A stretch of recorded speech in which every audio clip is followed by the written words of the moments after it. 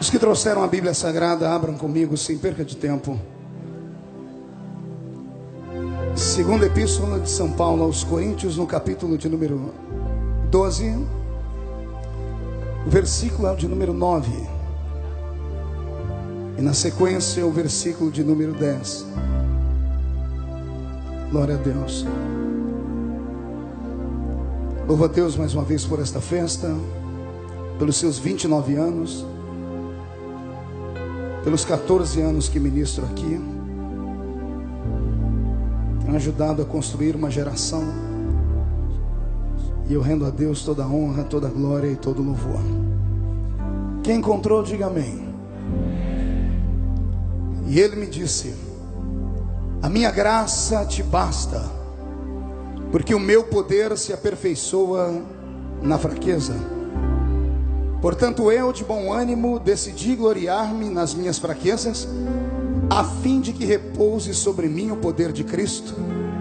Por isso, por amor a Cristo, eu me deleito nas fraquezas, nas injúrias, nas necessidades, nas perseguições, nas angústias, porque quando estou fraco, então é que eu sou forte. Os que estão em pé, coloque a Bíblia na cadeira, se puderem. Pegue na mão de quem está do seu lado. Eu convido todo o ginásio a se colocar de pé. Glória a Deus. Pegue na mão de quem está do seu lado, feche os olhos. Senhor Deus e eterno Pai, os dias nesta festa são dias memoráveis, dias de renovo, dias de comunhão, dias de ensinamentos, dias de recarregar a nossa bateria, dias aguardados durante um ano todo. Essas centenas de caravanas que saíram do seu estado, da sua cidade, algumas de outros países, não podem voltar para casa como entraram aqui. Eu quero crer, ó Deus, que na medida em que eu estiver ministrando a sua palavra, o céu vai se abrir sobre nós. E daqui a alguns momentos, os que entraram aqui tristes vão ficar felizes. Os que vieram se arrastando pelo peso das lutas do dia a dia, quando esta mensagem for concluída, eles vão sair pelas portas deste ginásio, voando nas asas de um novo tempo, porque o Senhor pertence à honra, a glória e o louvor, e é o Senhor quem renova as forças do seu povo. Antes que eu comece a ministrar a sua palavra, Senhor, cerque este ginásio com a sua glória. E num raio de 5 quilômetros, onde houver um demônio alojado, eu dou a esses demônios segundos para sumirem daqui, porque se não sumirem, serão queimados pelo poder da sua glória que aqui será manifestada. Rasgue o céu sobre este lugar, ó Pai, e manda do céu para a terra uma comitiva de anjos, que estes anjos desçam e possam trazer brasas de fogo tiradas do seu altar. Comecem a esparramar estas brasas entre nós agora, agora, agora, agora, agora.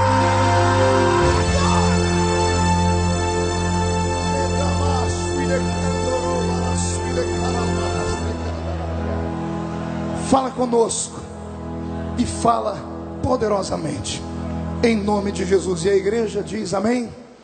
E os que podem, tomem o seu assento, dando um grito de glória a Deus. Amados em Cristo Jesus, noiva do Cordeiro, simpatizantes da nossa fé, amigos que vieram de perto, de longe, autoridades constituídas, amigos de trabalho, eu orei ao Senhor para que me desse uma direção, para que a mensagem desta noite ficasse para sempre marcada nos nossos corações.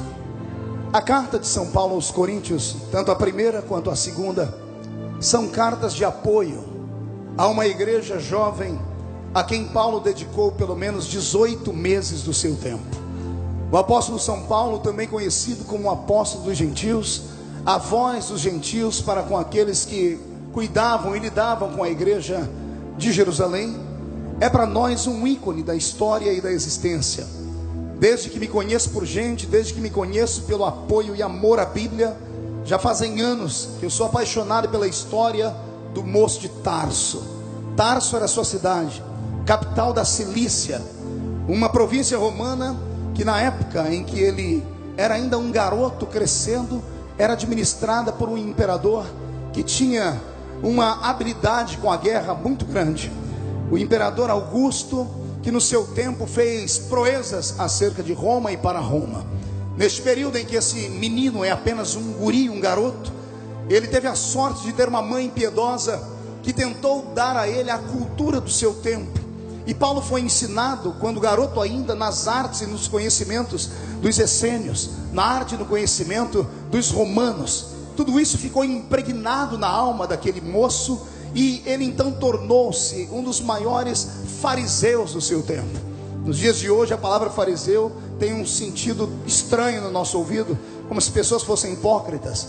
Mas um fariseu no seu tempo, no tempo bíblico, nada mais era do que uma pessoa que tinha herdado condições espirituais apontadas para ser um grande líder. Era isso que Paulo tinha dentro de si, nas suas veias.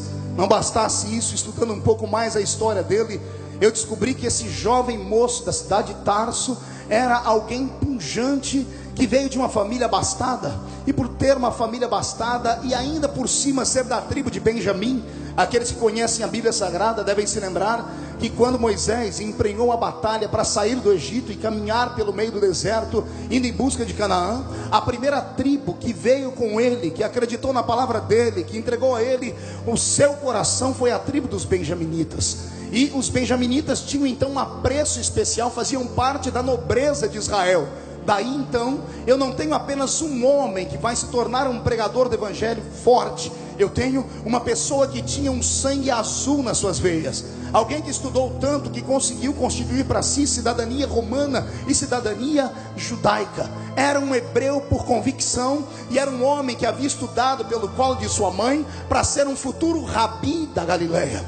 Quando eu encontro Paulo na frente de Estevão, no começo da igreja cristã, quando eu vejo Paulo parando para ouvir a voz estridente daquele diácono da igreja cheio do Espírito Santo, que enfrentou uma multidão de pessoas alvoroçadas simplesmente para levantar a bandeira do evangelho, porque também não se envergonhava do evangelho de Cristo, eu fico imaginando o coração deste homem, fico imaginando o coração deste pequenino homem que passou o seu tempo estudando aos pés do Dr. Gamaliel, que se tornou numa espécie de filósofo da religião judaica e que agora assiste em loco uma pregação cheia do Espírito Santo, onde um homem sem proteção da guarda pretoriana, sem a proteção de amigos, se levanta no meio de uma multidão enfurecida e reclama a autoridade de Jesus Cristo na terra. E quando começam a apedrejá-lo, mesmo sangrando, mesmo com as suas feridas abertas e purulando sangue, mesmo tendo a sua visão anuviada, porque começa a perder sangue, começa a sentir muitas dores, ao invés de levantar a boca para amaldiçoar a multidão, no último fôlego de vida, ele ergue a voz para cima e diz: eis que vejo os céus abertos e o Filho de Deus assentado à sua direita. Quando isso acontece, o coração de Paulo, o pequenino fariseu, que está querendo trabalhar a favor do Império Romano, é impactado. E quando o impacto da palavra bate no peito dele, ele começa a ser fisgado pela presença de Deus. Quando Deus, pastor Júnior, coloca no queixo de um homem um anzol e quer trazê-lo para o seu reino, não tem homem na terra, não tem demônio no inferno e não tem anjo no céu que possa parar a chamada dele. Eu já abro um parênteses aqui, porque eu já estou vendo pessoas com fome de revelação. Pegue esta: se Deus tem um plano na sua vida, se Deus escreveu com letras douradas no livro da vida que você vai ser, pode se levantar contra você todos os demônios liderados por Satanás, pode se levantar todos os homens liderados pelos príncipes da terra, pode se levantar todos os demônios, se levantarem contra você, se levantam para cair, porque a chamada que vem da vertical, ela não pode ser bloqueada. Eu quero saber se alguém tem uma chamada nesse lugar aqui. Só quem tem uma chamada, levante a mão direita para o céu, por gentileza. Chacoalhe a sua mão comigo, coloque no ombro de quem está à sua esquerda ou à sua direita e agarre o ombro da pessoa, por favor. Isso, chacoalhe a pessoa agora até ela ficar irritada. Irrite ela, isso. Não, por favor, chacoalhe. Chacoalhe e olhe para ela e diga: você está entendendo? Então entenda, chacoalhe de novo e diga: Deus te trouxe aqui nesta noite só para isso. Chacoalhe, chacoalhe para isso. Deus vai sacudir a sua chamada nesta noite, porque é hora de entendermos que quando Deus quer, não tem capeta, não tem demônio, não tem homem que pare. Só quem tem chamada dá um grito daqueles para estourar.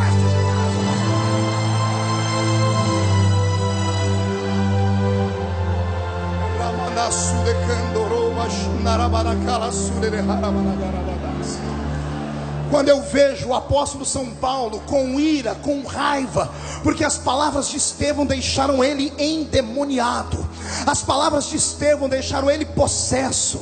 Todos esperavam que ele gritasse, pastor Abílio, obrigado por ter ficado para me ouvir.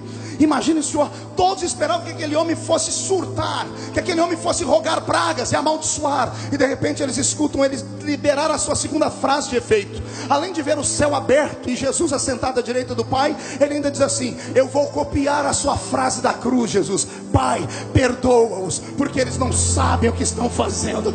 Satanás entrou no coração de Paulo, e um homem de 1,5 metros de altura saiu dali pensando, Matos, amigo, que era uma mistura de Arnold Schwarzenegger com o Exterminador do Futuro, literalmente. Ele achou que podia parar a força da igreja que estava nascendo.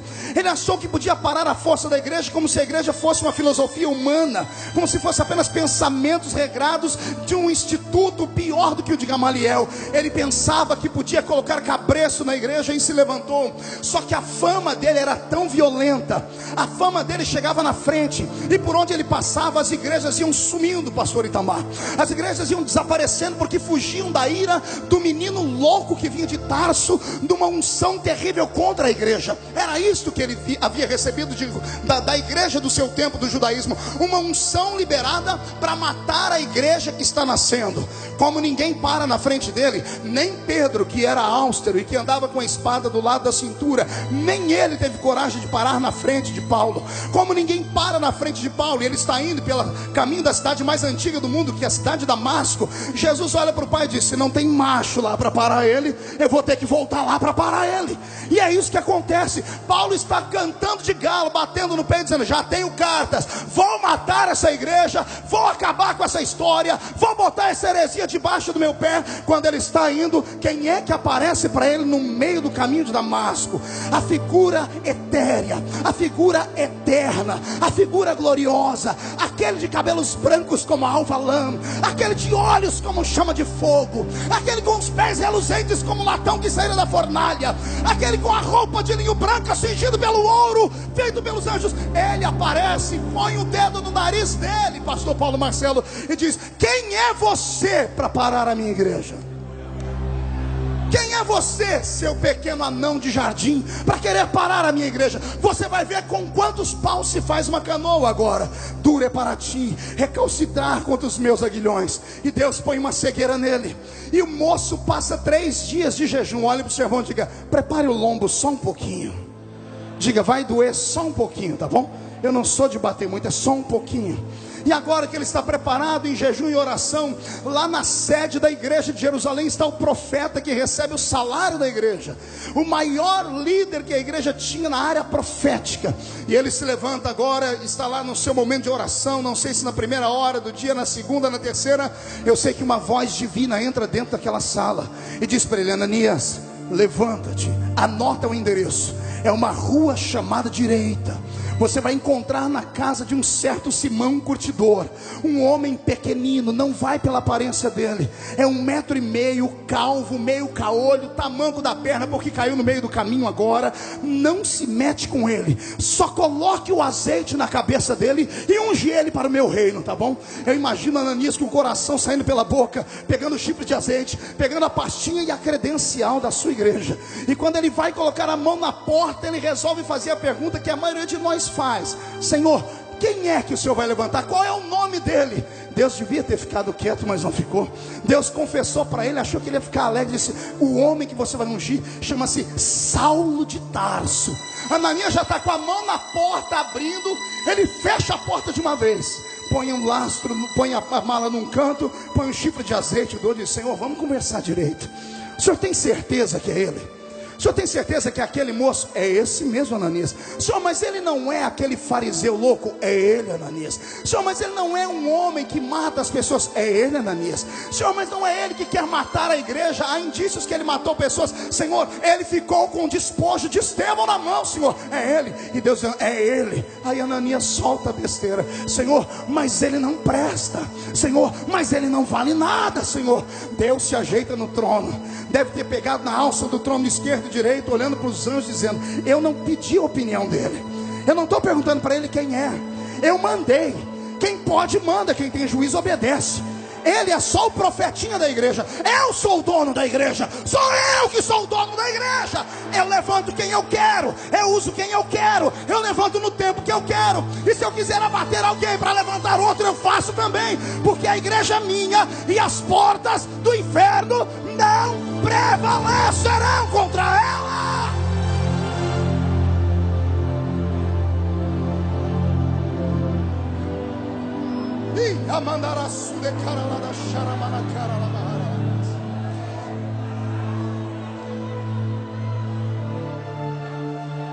Começa o ministério de Paulo. Após a unção, seus olhos se abrem e ele tem uma sensibilidade divina. Ele abre a boca e começa a pregar para os irmãos que estão naquela casa. Não se contém, vai para o meio da rua. E na medida em que ele vai pregando, ele começa a fazer aquilo que ninguém esperava. Pergunte o que é? Só responde se todo mundo perguntar. Ele começa a chamar demais a atenção, porque todos os outros discípulos tinham palavra que haviam aprendido com o Salvador. Esse vinha com conhecimento de causa, com apuração do judaísmo e conhecia todas as profecias. Não bastasse isso, o rapaz sabia falar com filósofos.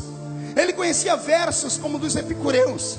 Ele tinha autoridade para versejar e falar com qualquer um. E qualquer um que se levantava contra ele, pastor João, ele botava o cidadão sentado. Ele chamou tanta atenção que o concílio da igreja se levanta, chama ele para uma reunião fechada e diz para ele: irmão Saulo, agora chamado Paulo, é o seguinte, o senhor é muito usado, tem uma unção especial sobre a sua vida, mas você está causando tumulto. E como o senhor está causando tumulto, é melhor o senhor se esconder por um tempo, até a poeira baixar. Até a poeira baixar é só um tempo, porque senão os guardas romanos vão vir querer perseguir essa igreja, porque o senhor tinha carteira de trabalho assinada por César. É melhor o senhor se esconder por um tempo, e daqui a pouco a igreja vai lá buscar o senhor. Eu imagino ele, pastor Joel, novo convertido, crendo, porque o novo convertido acredita em qualquer coisa, principalmente quando vem da boca de um pastor, principalmente quando vem de alguém que é ungido e tem autoridade. Então ele diz: vocês vão me buscar mesmo? Pode ir tranquilo. O menino pega o que sobrou dele, o que sobrou do despojo de César, senta no lombo de um dromedário ou de um jumento, irmão Matos Nascimento, e volta para Tarso. Quando ele chega em Tarso, ele é rejeitado pela família, porque agora ele se diz que é cristão. Ele perde todos os direitos que tinha como da família nobre que era. Ele agora, mesmo sendo poliglota, não encontra serviço nem para dar milho para porco. É aí que ele tem que usar uma das aptidões que todo nobre tinha naquele tempo, que era, além de saber coisas do conhecimento alto, todos os nobres daquela época aprendiam uma cultura de trabalho braçal, só para manter entre eles o equilíbrio. Estou certo, meu mestre? Era assim que faziam as pessoas, para que não subisse para a cabeça deles o orgulho. Então toda criança nobre era ensinada, quando criança, a fazer alguma coisa, e ele aprendeu tecelagem. Como agora ele precisa comer e não tem família, como agora ele precisa de casa e não tem casa para morar, o que é que ele faz? Ele abre um pequeno comércio e começa a costurar tenda. Mas dentro do coração dele, toda noite vem a voz dos apóstolos que disseram: fica tranquilo, a gente já vai te buscar. A gente já vai te buscar, Charles, fica tranquilo. E passa um mês e ninguém vem, mas a esperança ainda bate no peito dele. Passa um ano e ninguém vem. 2, pastor Napoleão Falcão. 3, 5, 10, 14 anos. E eu repito, 14 anos. Olha para alguém do seu lado e pergunte: você aguenta tanto tempo assim? Você aguenta uma promessa que era para ontem? E as pessoas te isolarem por causa da sua chamada, e as pessoas te bloquearem porque você, como disse o pastor Júnior ontem, é um esquisito, porque você tem algo que ninguém tem, porque você faz aquilo que ninguém faz. Eu queria mandar um recado para esses assassinos de profetas. Eu queria mandar um recado para esses homens e mulheres que vivem de maldizer a vida da gente, que ficam perseguindo a gente pela roupa, pelo cabelo, pela cor da pele, que ficam perseguindo a gente porque a gente tem uma voz diferente, porque prega assim, porque prega assado. Amigo, não foi você que me ungiu, não foi você que ungiu a gente. Quem ungiu foi aquele que está lá em cima. Vai falar com ele, vai reclamar com ele.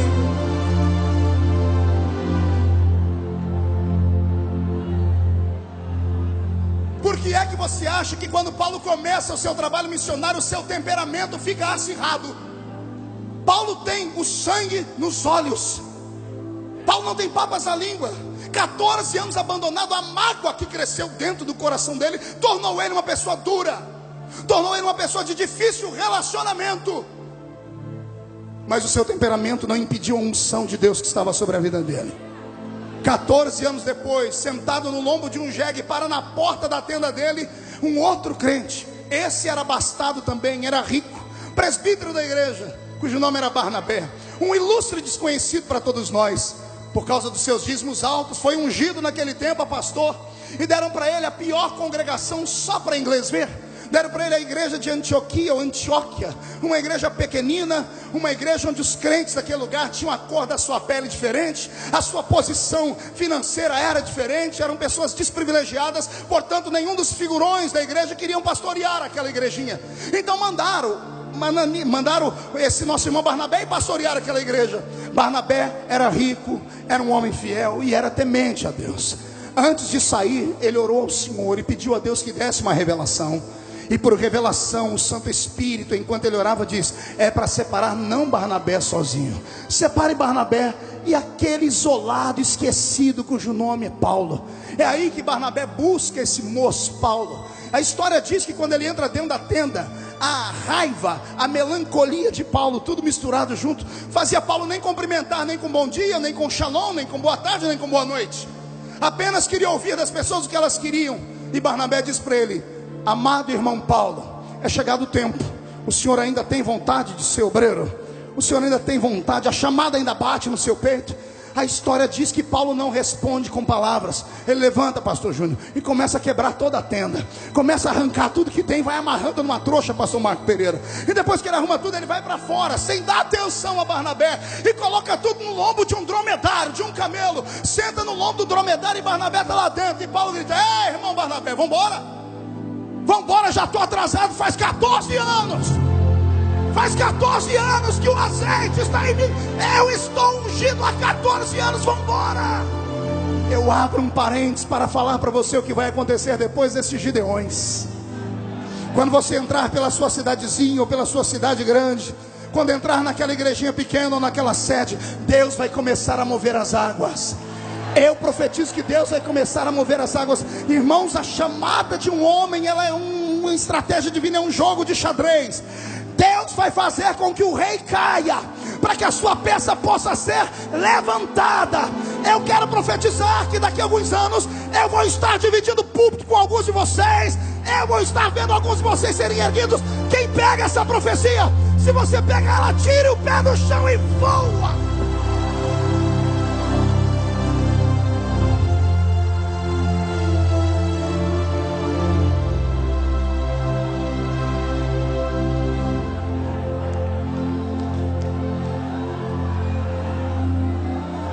Nasce a primeira viagem missionária.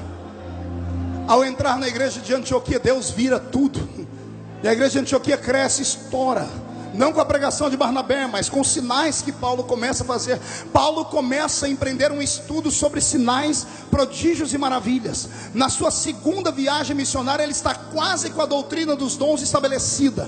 É na sua terceira viagem missionária que, passando pela Grécia, ele entra por uma cidade chamada Corinto. Qual o nome da cidade?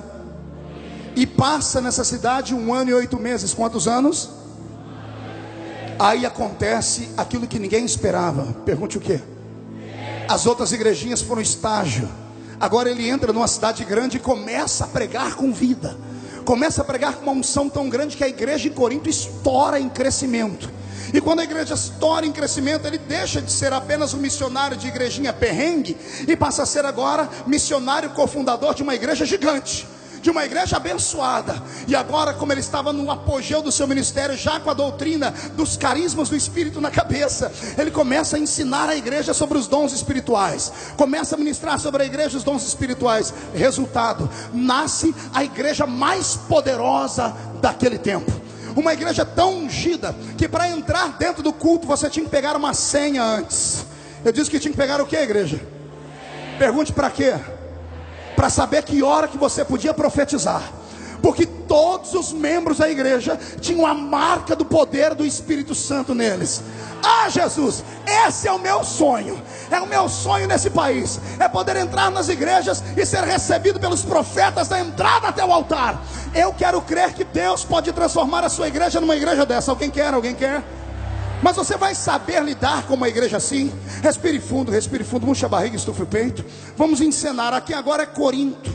Olhe para a esquerda. Esse irmão aí tem o dom de interpretação de línguas. Olhe da direita. Esse tem o dom de discernir espíritos. Olhe para trás. Esse aí tem o dom da sabedoria e a palavra do conhecimento.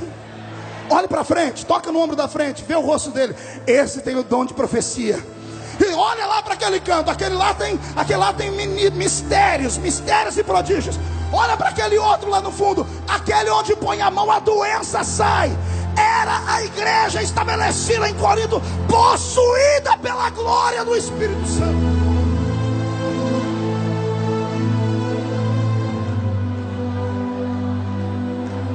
Só que agora também nasce talvez o primeiro problema, que infelizmente atravessou os séculos e chegou nos nossos dias.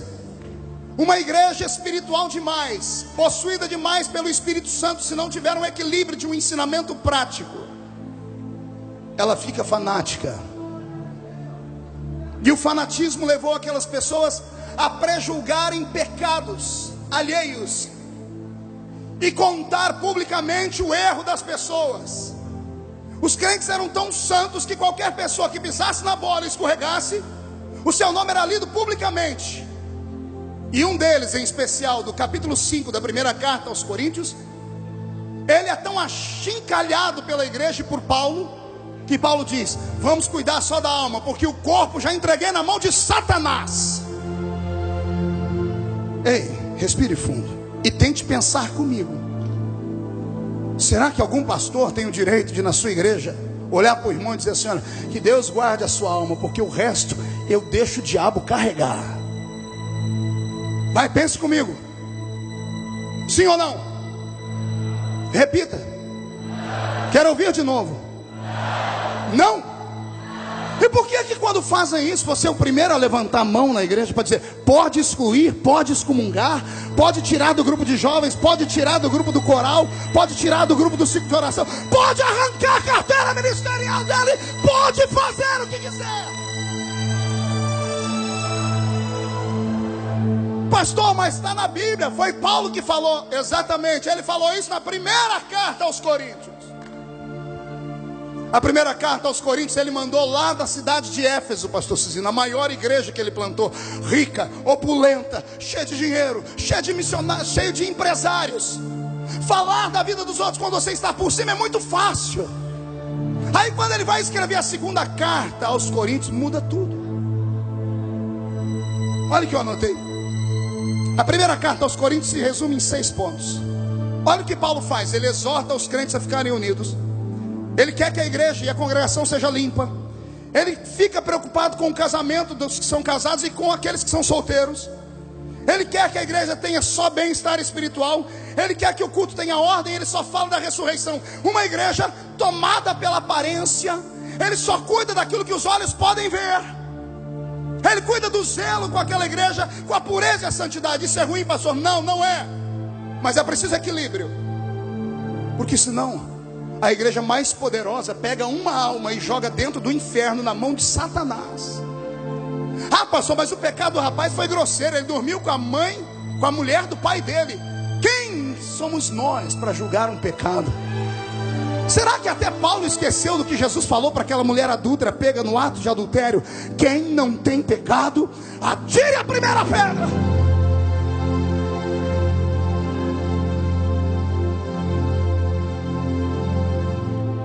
A primeira carta aos Coríntios é uma carta de bater.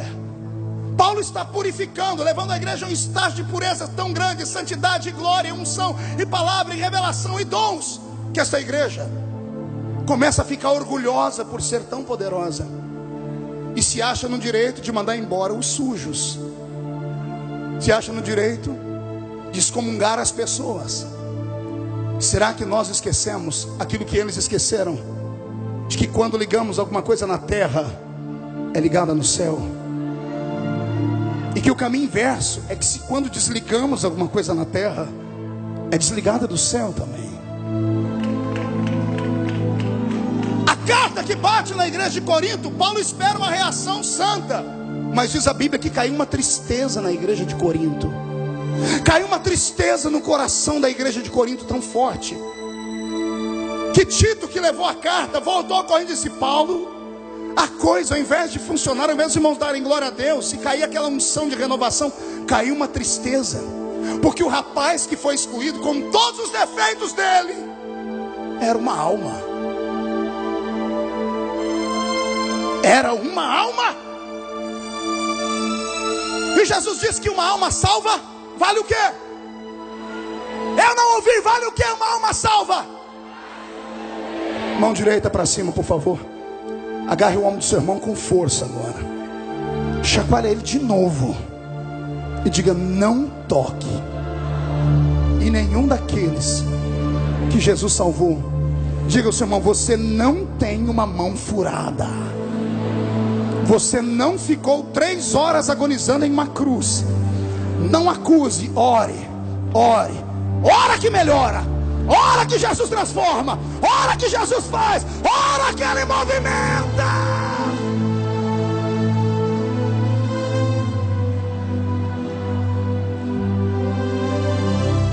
E agora, eu não sei para onde vai essa mensagem, porque eu fui estudar a segunda carta aos Coríntios, pastor César. E a segunda carta aos Coríntios só tem um cerne dela: é perdão. É perdão, restauração. Filinto, o cidadão que falou tanto e bateu no rapaz, agora está arrependido. Mas ele não está arrependido porque a igreja de Corinto ficou triste. É aqui que começa o meu sermão. Agora ele não está mais em Éfeso. Paulo agora está vindo da Macedônia. É da Macedônia que sai essa carta. 7 ou 8 meses depois, ele sabia que a igreja não recebeu bem aquela carta. Quando Tito volta e conta para ele: olha, caiu uma tristeza na igreja, Paulo diz assim: os que querem que aceitem, os que não querem que saiam. A igreja não existe por eles, eles existem pela igreja. Se quiser fica aqui, se não quiser vai embora. Só que no fim do ano 44, o mesmo Paulo pega uma caneta, aleluia, escreve a segunda carta aos Coríntios. E sabe o que ele faz? Ele confessa à igreja que aconteceu alguma coisa com ele lá na Macedônia.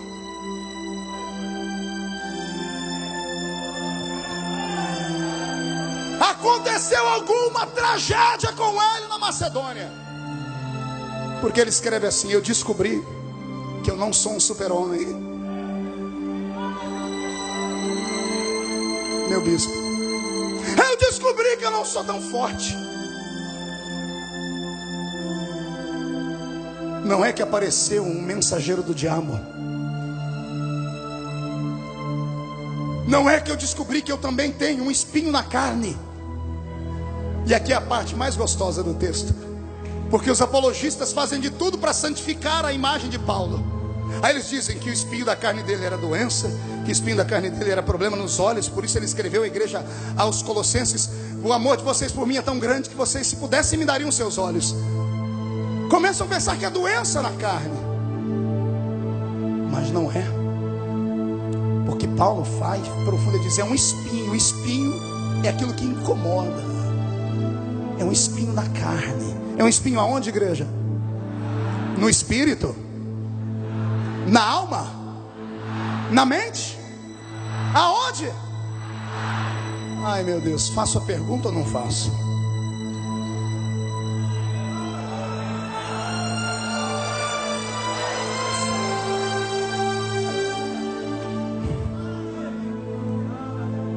Vou falar. Se o espinho está na carne de Paulo, eu quero saber em que parte da carne está o espinho. Me ajude a pensar. Será que o espinho estava nos olhos? Porque os olhos são da carne também. Será que ele via algo que não podia ver? Será que o espinho na carne de Paulo era nos pés? Será que ele ia onde não devia ir? Será que o espinho era na mão? Será que ele pegava o que não devia? Será que o espinho era... Eu deixo você pensar. É melhor eu não falar para não te escandalizar. Pastor, mas Paulo, sim senhor. Pastor, ele escreveu metade do Novo Testamento. Sim senhor, é esse mesmo. Homem igual a mim e a você, feito do mesmo barro, do mesmo pó da terra, passível dos mesmos erros e defeitos. A única coisa que ele tinha de diferente é o que você também tem. Deus te chamou, foi com a sua cara, e ninguém tem nada a ver com isso. A mesma coisinha que você tem é o que ele tinha.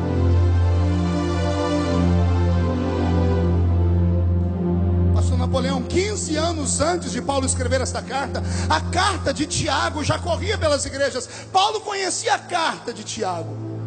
E na carta de Tiago, ele deve ter lido assim: olha, quando você tiver algum problema, alguma crise aqui dentro, ó, procura alguém para confessar. E o que Paulo está fazendo agora é uma confissão. E olha o que ele diz: tem um espinho na carne. E o espinho na carne que eu tenho é tão violento que ele abre o mundo espiritual, e um anjo de Satanás, um mensageiro de Satanás. A palavra Satanás vem no seu original como sendo acusador e adversário. Ele está olhando para Deus e dizendo assim: vem o mensageiro do acusador, e aponta um dedo no meu rosto, e me humilha, e me bate na face. Não há nada mais humilhante para alguém do Oriente Médio do que você dar um tapa na face dele. É por isso que Jesus disse: se te baterem de um lado, dê a outra face também. O que eu vou falar agora é profundo. Paulo começa a sofrer porque acontece alguma coisa na vida dele que deixa ele com a consciência perturbada. Ele guarda algumas coisas no coração e deixa para revelar depois. E num futuro distante ele começa a escrever à igreja dizendo assim: olha, houve um tempo na minha vida, viu, que o bem que eu queria fazer, eu não, mas o mal que eu não quero, eu. Ei, mas é Paulo, o escritor da Bíblia, o homem cheio do Espírito Santo, o homem que botou o dedo no nariz de Pedro. Ele escreve isso aos Gálatas com orgulho, dizendo assim: eu chamei Pedro para um acerto de contas e mandei ele descer. É o homem que tem autoridade. Mas o homem que tem autoridade está dizendo que ele é igualzinho a gente, é igualzinho a mim e a você. Pastor, que mensagem é essa? É a mensagem que a igreja precisa ouvir antes do arrebatamento. É a mensagem que tem que fazer os gideões avançar. É a mensagem que tem que sair daqui hoje para curar esses milhões de enfermos que estão jogados pelos cantos. Queremos tanto ganhar almas que estão lá fora, e devemos fazer isso. É isso que essa missão faz. Mas mais do que isso, pastor Cizino, o Congresso dos Gideões, ele tem sido um congresso de restauração de vidas.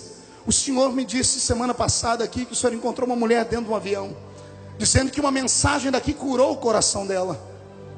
Uma mensagem pregada neste púlpito aqui, ela tem um poder avassalador. É por isso que o diabo pega os seus mísseis e miram contra a minha vida e a vida de todos que estão aqui. Mas se a gente aguentar o tranco, o diabo é igual um pitbull. Ele late como um pitbull, melhor dizendo, mas não passa de um vira-lata. Você bate o pé 3 vezes e ele sai correndo. E é isso que vai acontecer depois dessa noite. A igreja que aqui está reunida vai sair para resgatar aqueles que estão afundados e foram afundados pelas nossas mãos. Eu quero profetizar, irmã, que o seu filho que foi jogado para fora da igreja por causa do cabelo, por causa do jeito dele ser, porque não queria colocar a roupa para dentro. Eu preguei esses dias atrás em Minas Gerais, e uma mãe chegou e me disse: pastor, o meu filho foi excluído porque ele chegou na igreja de tênis branco. O pastor disse que crente não põe tênis, crente põe sapato. E o meu filho agora está nas esquinas fumando crack. Eu quero, em nome de Jesus Cristo, agarrar esse espírito de religiosidade barata, que pegue Deus esses fariseus e coloque eles no devido lugar deles. A igreja de Jesus Cristo não para a sua missão no amor. Se tem alguém que concorda comigo, por favor, nesse momento, extravase a sua emoção dando glória a Deus.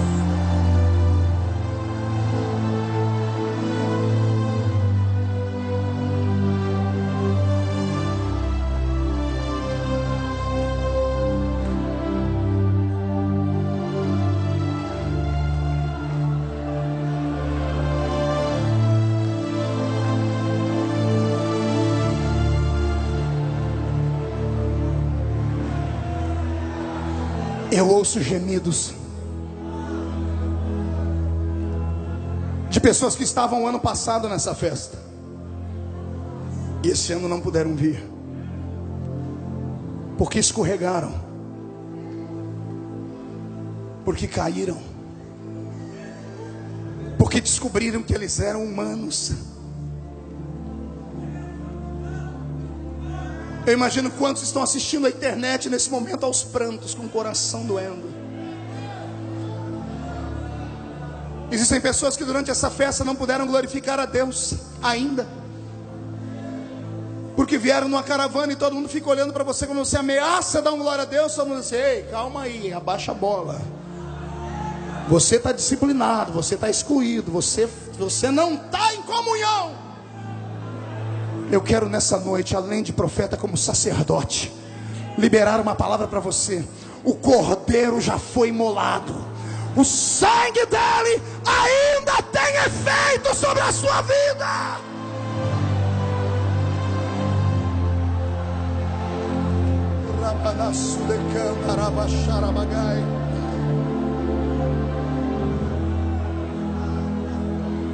O que foi que aconteceu na Macedônia? Oh meu Deus, é o que eu quero que aconteça nesses dias. Que Deus tire algumas pessoas do pedestal, que o Senhor quebre o salto de outros, não para vê-los humilhados, não, mas é para eles experimentarem a misericórdia. Só entende de misericórdia quem precisou dela. Eu vou falar de novo para ver se isso entra aí dentro. Só sabe perdoar quem precisou de perdão. Só sabe o valor de alguém estender a mão e te dar um abraço quando você está no vale, quem precisou do abraço, quem precisou de um socorro, quem precisou de alguém para estender as mãos. Nesta noite eu profetizo que o diabo vai sair daqui com a boca esbugalhada. Deus vai quebrar ele no meio. Eu profetizo que a sua casa estará unida até o dia 31 de dezembro. Eu profetizo o seu ministério restaurado dentro de 3 meses. Se não for naquela paróquia, será em outra paróquia. Não existe ex-ungido, não existe ex-chamado.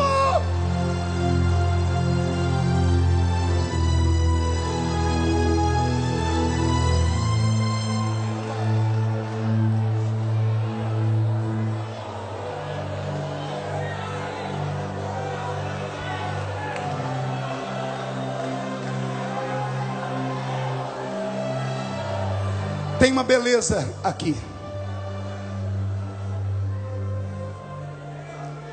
Ele deveria procurar um obreiro para conversar. Ele deveria ter procurado o alto clero da igreja de Jerusalém para confessar, para se abrir. Mas ele não fez isso. Pode imaginar o porquê? Imagine, doutor Alderi, ele dizendo para Pedro que ele não era super santo. Pedro teve que engolir Paulo aqui, ó, a seco, quando Barnabé é obrigado a levar Paulo para o concílio de Jerusalém, para explicar quem é esse tal de apóstolo Paulo que ninguém conhece. Barnabé gaguejando põe Paulo para falar com Pedro. E imagina o embate de gigantes, e Pedro dizendo: quem te consagrou apóstolo? E ele dizendo: eu conheço um homem que se no corpo não sei, se fora dele também não sei. Quando vocês não quiseram ele aqui embaixo, Deus levou ele lá em cima. Quando vocês não quiseram ensinar ele, o Senhor colocou ele lá no céu, botou ele sentado numa cadeira, abriu uma lousa e disse: eu te ensino, Paulo, eu te admoesto, eu te evangelizo, Paulo, eu vou te discipular. É por isso que toda vez que ele vai pregar para todo mundo ouvir, diz assim: tudo que eu aprendi com ele, eu também vos ensinei.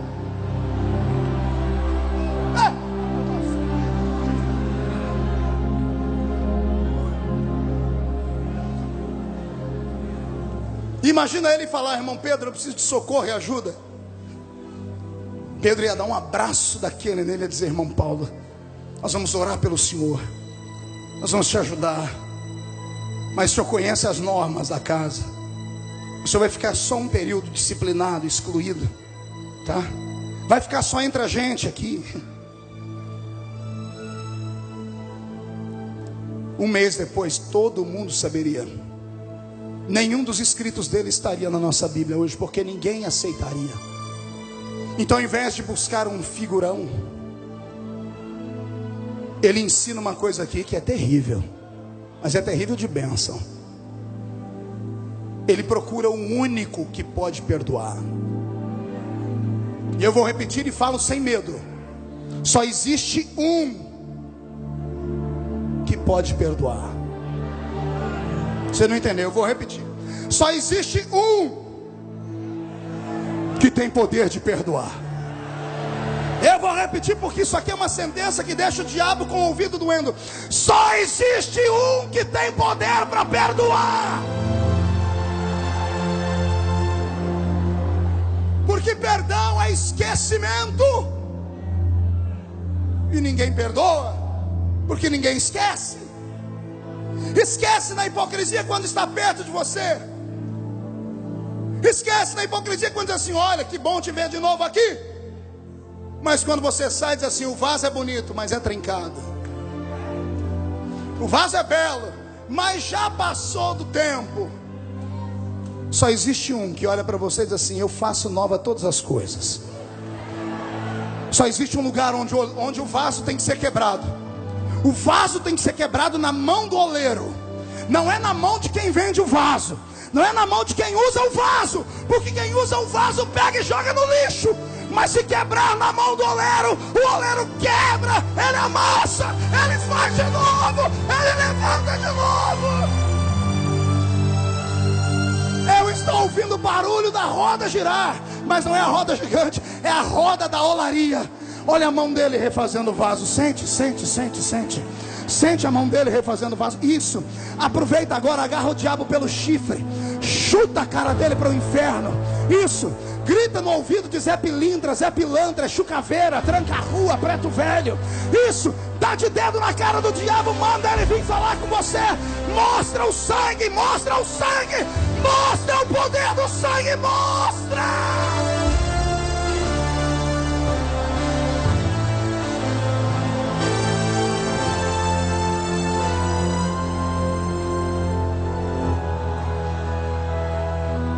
Eu tenho uma palavra de Deus para você. Se você caiu, respira, levanta, sacode a poeira e vai de novo. Vai. Se não der para ir andando, vai se arrastando, mas vai.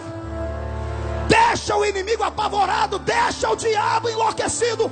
Deus está dizendo que a glória da segunda casa será maior do que a da primeira.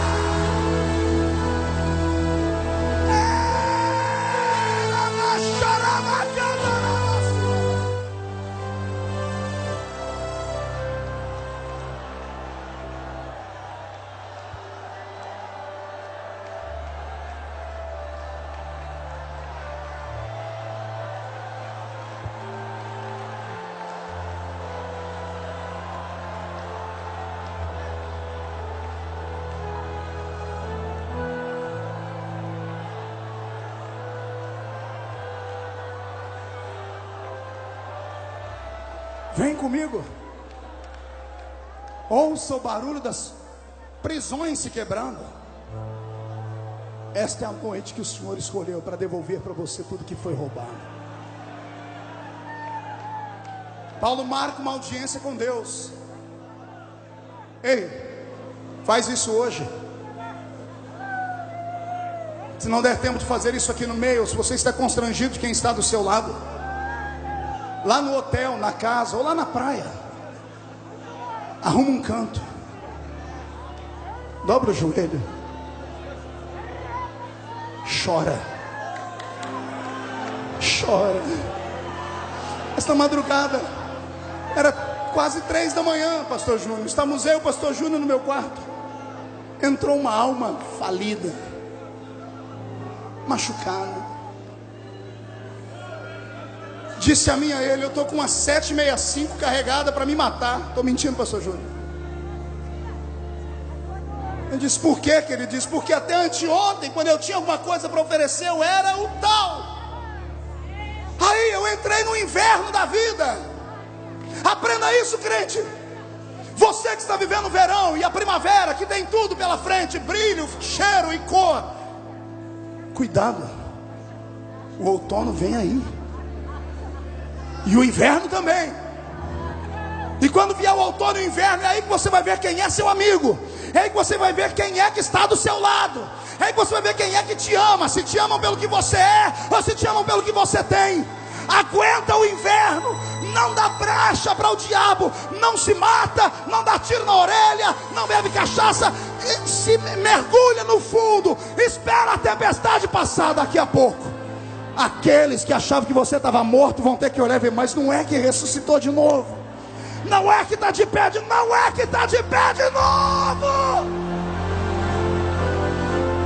Eu quero que o diabo vá se lascar no inferno. A chamada é do céu, a glória vem do céu. E quem tem chamada do céu, tire o pé do chão e grita, glorifica, adora, adora, adora.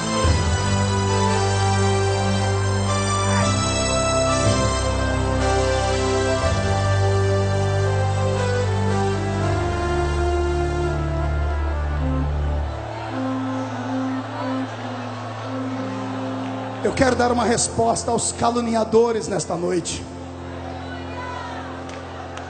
Quem estava aqui ontem? Quem lembra disso aqui?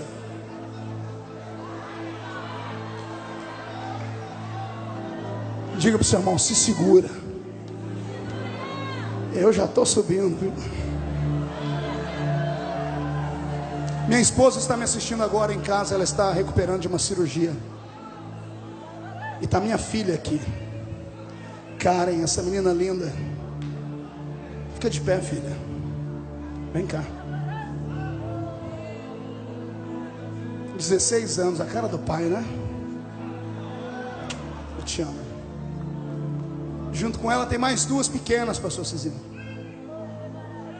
Há 3 anos atrás eu sofri a pior calúnia da minha vida. Eu passei pelo fundo do poço, porque não tinha uma alma para estender a mão e me ajudar. Contavam os dias para me ver morto. Eu me desesperei. Eu tomei uma estrada para me matar. Eu perdi a vontade de viver. Sabe por quê? Quem prega e canta só sabe fazer isso, pastor Cizinho. Eu até estou político hoje, mas eu sou pregador. Tanto é que quando eu vou lá para aquele plenário, a Laurete fica orando em espírito, né? E não sabe o que vai falar. Até que esses dias eu lendo o regimento interno da casa, eu descobri que qualquer deputado pode usar a Bíblia para falar.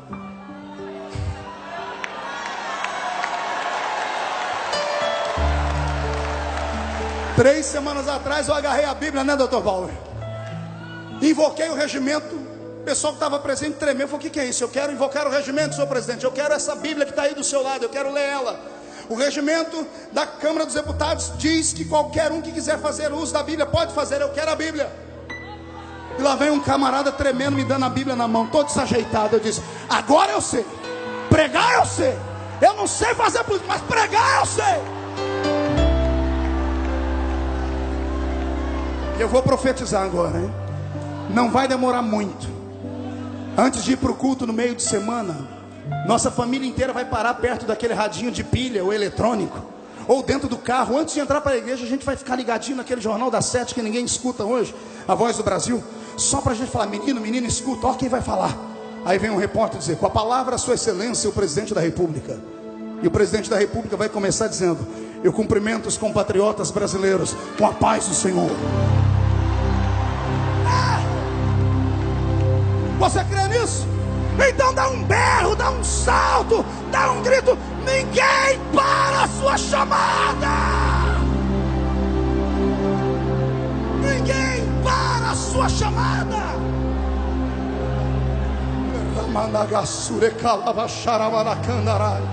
Eu estou sentindo um tremor de terra. Satanás está regurgitando. Vai, sai da toca agora. Sai da caverna, Elias.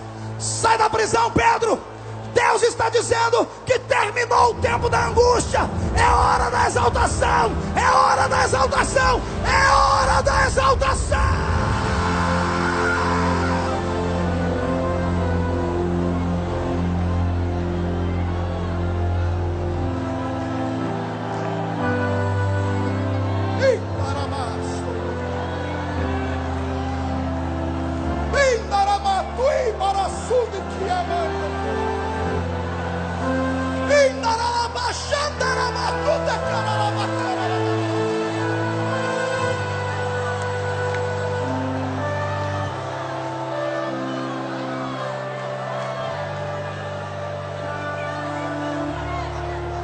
Paulo escreve a segunda carta aos Coríntios, com o coração na mão, arrependido por ter excluído o menino. E ele diz no capítulo 7: que bom que vocês souberam perdoar. Que bom que vocês não foram a favor da minha palavra de mandar o corpo dele para o inferno. Paulo faz o meia-culpa, Carlos Moisés, meu amigo. Paulo faz o meia-culpa dizendo: que bom que vocês não desgraçaram a vida dele, porque eu quase desgracei. E aí, como a consciência dele está pesada, ele se joga aos pés de Deus e diz: Senhor, tem um espinho na minha carne também. O mensageiro do meu acusador já me bateu no rosto. Eu sou um miserável. A palavra miserável vem de miseris, sujo, podre, porco. Eu sou tudo isso, Senhor. Já passava pela cabeça dele: o bem que eu quero fazer não faço, o mal que eu não quero eu faço todo dia. O que é que eu faço, Deus? Eu abandono o ministério, eu largo tudo. Aí lá do céu, Deus vê que ele está no limite. Deus abre o céu e diz assim para ele: Paulo, calma, a minha graça te basta. Ai, meu Jesus, a minha graça te basta, filho. Mas Senhor, por que a sua graça me basta? Paulo, não tente entender o meu amor. Eu libero esta palavra para você hoje. Não tente entender o amor de Deus.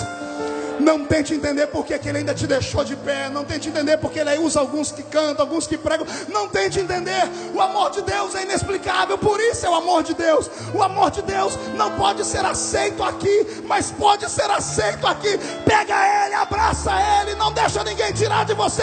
Você vai para o céu, queira o diabo ou não. Você vai para o céu.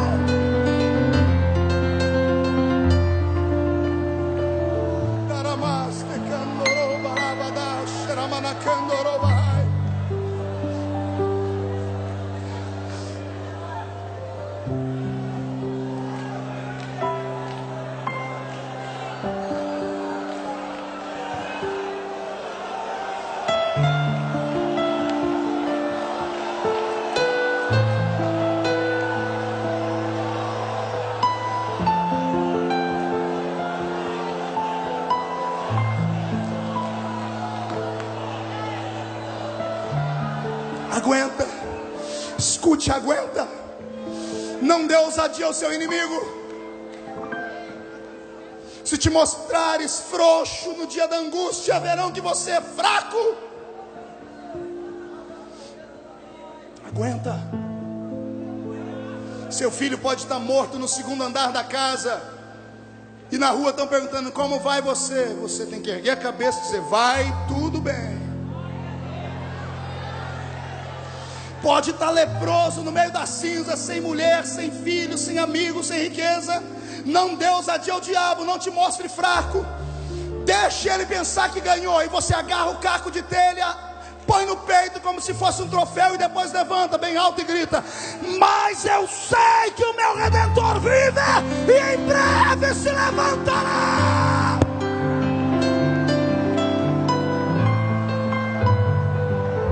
Eu estou ouvindo barulho de grilhões quebrando, barulho de portas se abrindo, janelas sendo arreganhadas. Quem aqui acredita nesse mover de Deus? Então salta, então pula, planta a bananeira, grita: cadê o Pentecoste no meio desse povo? Deus está dizendo que a sua chamada é real, é real, é real.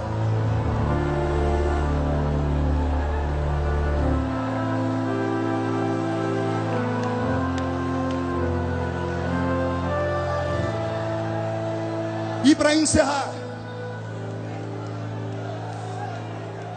usando a Bíblia revelada de Nelson, que traduz com exatidão os textos antigos, encontrei uma revelação que em algumas Bíblias não encontrei. Verso 10. Obrigado por ter deixado no original. Paulo diz assim: por isso, por amor a Cristo, eu me deleito nas fraquezas,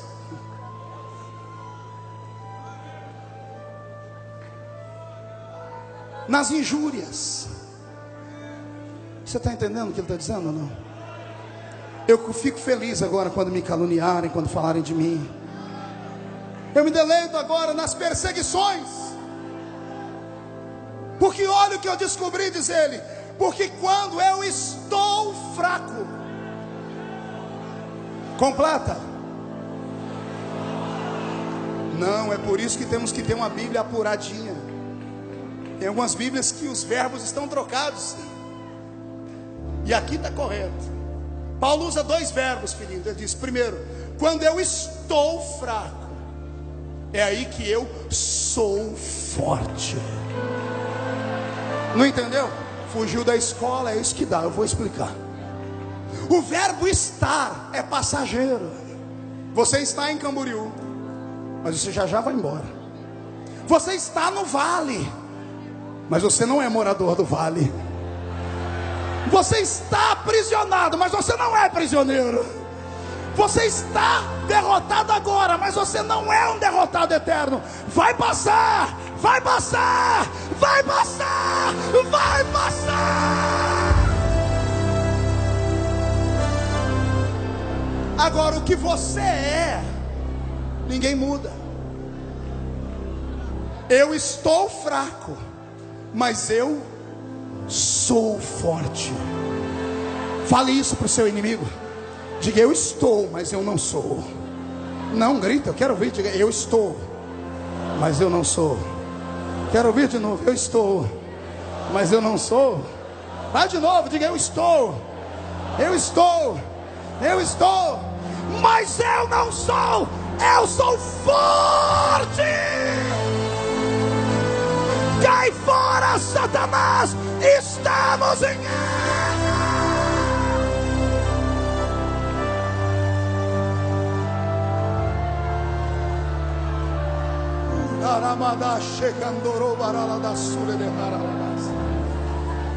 Toda a igreja de pé.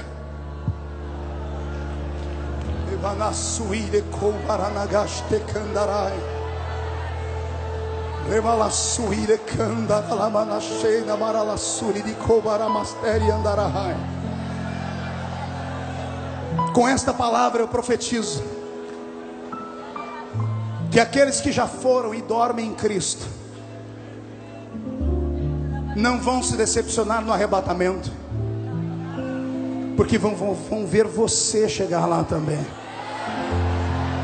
Pegue na mão do seu irmão, por gentileza. Pegue na mão da sua irmã, por gentileza.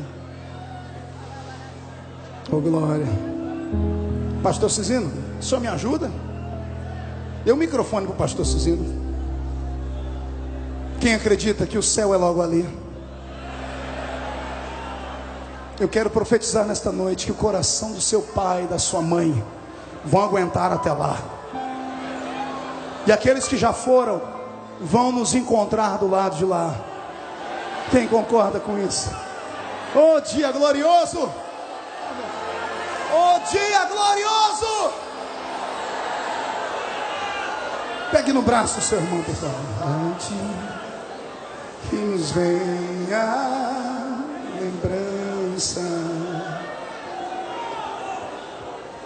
daqueles que já partiram para Deus. Essa música é do Carlos Moisés.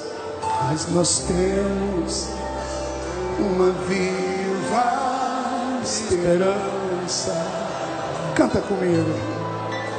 De revê-los novamente lá no céu. O coral mais lindo do Brasil. Eu verei meu Pai, lá verei minha mãe, lá verei Isaque, Jacó, lá verei Abraão e serei seu irmão, lá verei meu Jesus com as marcas nas mãos. Quem crê nisso, grita aí, vai lá. Verei o meu amigo Paulo. Quero dar um beijo nele. Lá verei Pedro, Tiago e João. Mas primeiro eu quero ver o meu mestre. Mas primeiro quero ver o meu mestre. Aleluia. E amá-lo de todo o meu coração. O coro é mais fácil. Lá verei meu Pai, lá verei minha mãe, lá verei Isaque, Jacó, lá verei Abraão e serei seu irmão, lá verei meu Jesus com as marcas nas mãos. Feche seus olhos e cante esse pedaço, olha. Na linda pátria estou, bem longe, cansado estou. Eu tenho de Jesus saudades, oh, quando é que eu vou. Podia ser hoje à noite, Gideões. Passarinhos, belas flores querem me encantar. São vãos terrestres esplendores, mas contemplou meu lar. Você acredita nisso? Você acredita no arrebatamento da igreja? Aleluia. Fortalece-te nesta noite, então. Abra o seu coração e comece a adorar a Jesus. Vai lá. Volte a falar em línguas estranhas, Gideão. Dá saltos, pula. Mostre para Satanás que ele é um derrotado. Cadê o barulho desta igreja que vai morar no céu? O machinho que todo pai quer ter. Olha aquilo, pastor Cícero. Nós estávamos já bem avançados em meses. Quando ela foi internada, saudade do meu filho que foi quando embora. entrou lá dentro da sala, aquele médico, não era um médico, era um açougueiro, não atendeu ela em 5 minutos. E saiu no corredor me chamando: quem é o senhor? Feliciano. E eu cheguei: pois não, senhor. Disse: olha, não há o que fazer mais, o bebê está morto. Eu vou ver meu filho lá. Ele está do lado do Senhor. Eu tenho certeza que eu vou ver meu filho lá.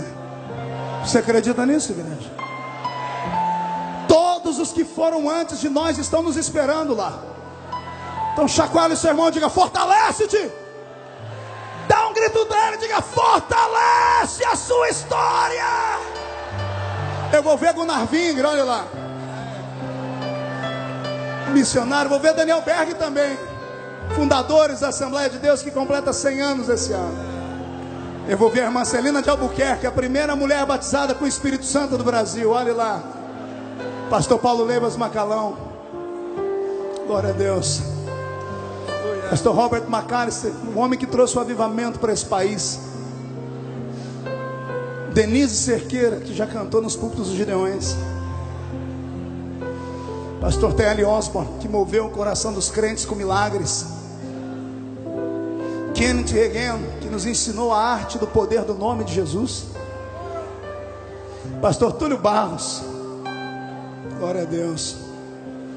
Eu verei lá, olha lá, Pastor Nilson Amaral Fanini, das igrejas batistas. Pastor José Santos, grande homem do Senhor. Pastor José Pimentel, que partiu esse ano.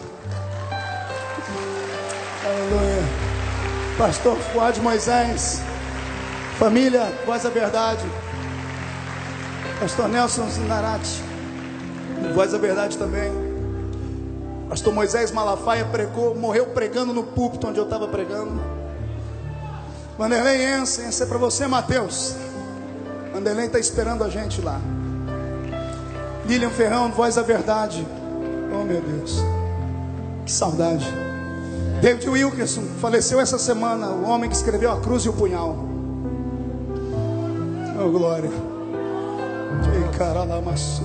Eu tenho te tomado por minha própria mão.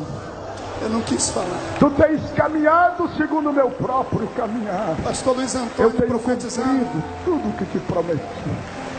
Filho, eu tenho te guardado, tu sabes disso.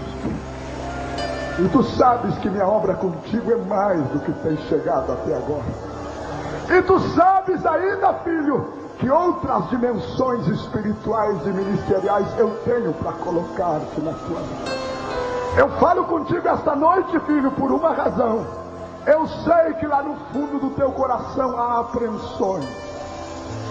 Eu sei que no fundo do teu coração há preocupações. Eu sei que no fundo do teu coração até raízes de amargura têm tentado se formar. Eu não tenho permitido, mas o ataque tem sido terrível e tu sabes disso, e eu também sei disso. Filho, eu tenho compromisso contigo e tu sabes que eu tenho. Eu falo diante de toda esta multidão para provar que eu é que sou teu Deus, que eu te levantei, que eu te escolhi, que eu te separei.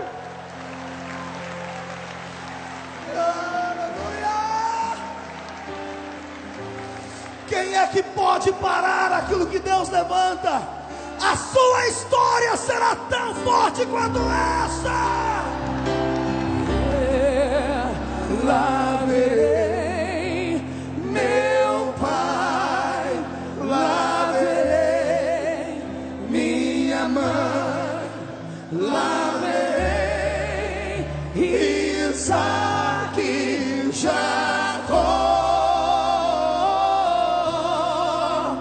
Lá verei Abraão e serei seu irmão.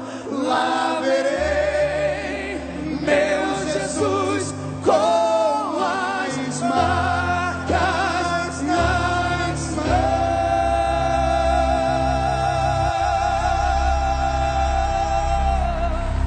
Quem pode aplaudir fácil? Isso é para Jesus. Quem pode aplaudir e dar um grito junto? Quem pode aplaudir, gritar e dar um pulo junto? A nossa história não acaba aqui. Eu trouxe aquilo ali para você ver que esse púlpito não é brincadeira, que as coisas que acontecem aqui são sérias. Viu, Vanilda? Deus, quando quer, Ele faz. Não tem demônio que pare. Moisés, aguenta firme. Sua mãe já foi. A gente acha ela lá. Estão todos nos esperando na entrada do céu. Não desista da sua história, Júnior, não desista. Paulo, não desista. Pastores, pastor Abílio, não para, não desista, pelo amor de Deus. Nenhum dos pregadores que estão aqui diz, nunca desistam. Eu acho que nesse púlpito eu sou o que tenho mais experiência em perseguição. Foram muitos os ataques, mas olha onde Jesus me colocou hoje, em destaque, longe do alcance dos homens, autoridade constituída, e continuo cheio do Espírito Santo ainda. Meu amor, você que está assistindo aí em casa, é para você isso. Charles, obrigado, que presente, Deus te abençoe. Eu não sabia disso, pastor. Ele e o Wellington, que é esse menino que está aqui do lado, que cuida do meu programa de TV, que prepararam isso. Posso colocar isso na televisão? Posso mostrar a vocês o Brasil inteiro? Então não deixa o Brasil achar que isso aqui é outro lugar. Mostra que você é pentecostal até o tutano dos seus ossos. Levante a mão direita para o céu e diga comigo, em nome de Jesus: ninguém, nem nada pode parar a minha chamada e a minha história. Fecha sua mão, por favor. Eu vou contar até 3. No 3 você vai jogar no chão e vai pisar em cima. E toda mandinga, toda obra de macumba evangélica, toda praga rogada vai cair por terra. E quem viver verá onde Deus vai colocar você ainda. Ei, você é o próximo da lista. Você nunca mais será o mesmo. 1,5. Sua família vai sentir orgulho de você ainda. 2. Seus inimigos não vão morrer, eles estão proibidos de morrer. Vão ter que viver o suficiente para ver Deus te colocar em destaque. 2,5. Este é o congresso dos Gideões. Aqui se levanta a gente. 3. Joga no chão, pisa em cima.